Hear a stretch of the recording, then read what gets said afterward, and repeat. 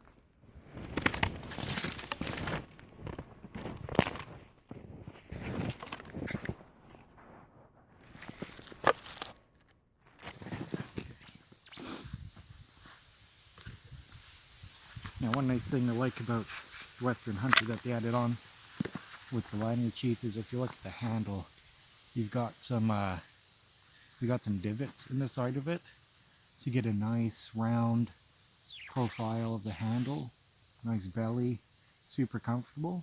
And these divots on the side really are comfortable for long-term use for your fingers to lay inside the grooves there.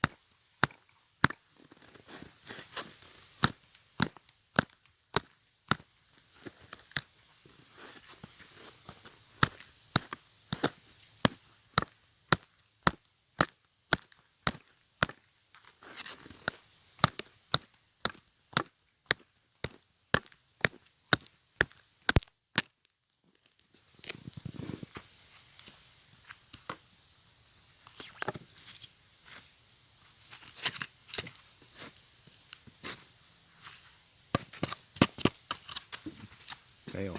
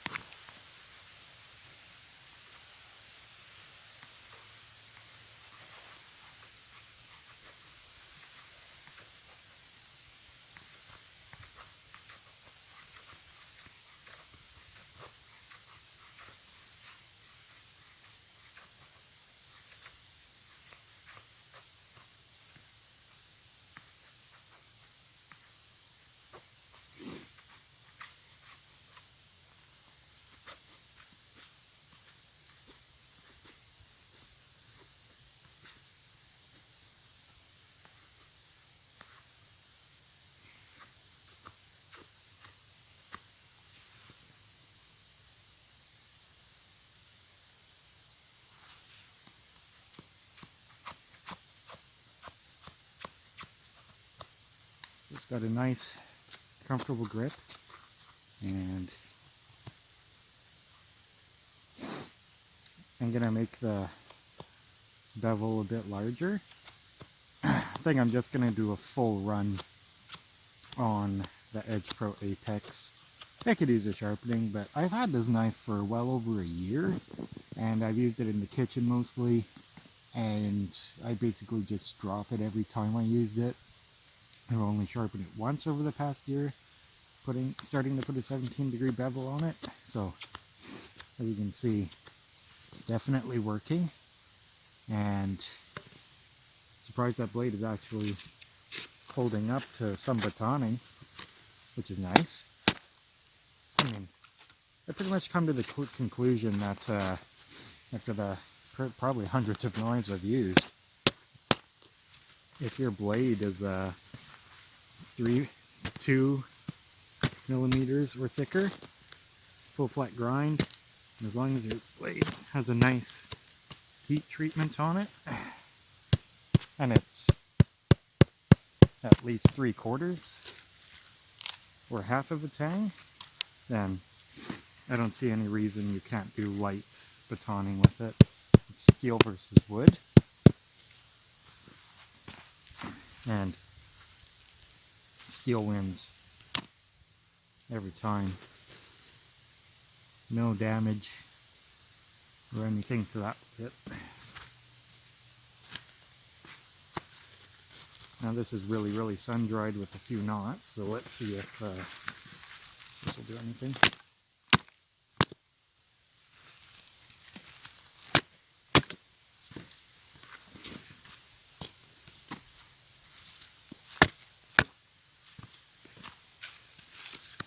Well, there you have it. Cold steel Western Hunter. Woods approved.